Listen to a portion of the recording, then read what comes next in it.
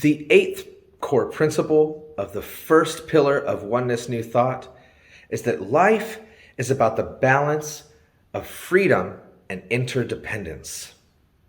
There's such an interesting dynamic when we think about the concept of free will.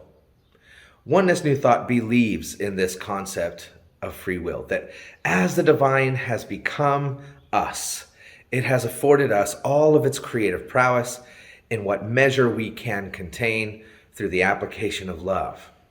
But for us to believe that we have all of the power of the divine in and of ourselves is, in our opinion, a form of spiritual arrogance and ultimately a form of spiritual supremacy.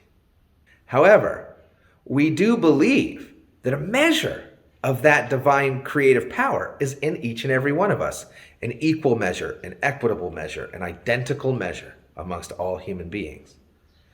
And so, we have the inner freedom to live and think and be what it is that we choose to know.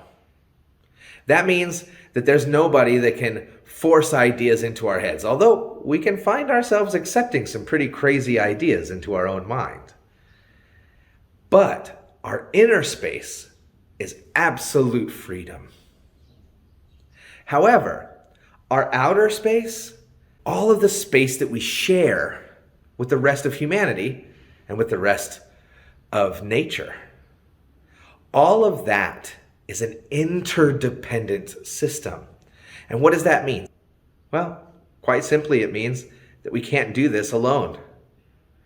That it requires us to have each other and to work with one another. That once we recognize our interdependence and how much our lives impact and relate to one another, we begin to find ourselves in larger systems of life and larger spaces of thought and larger visions of the potential of humanity.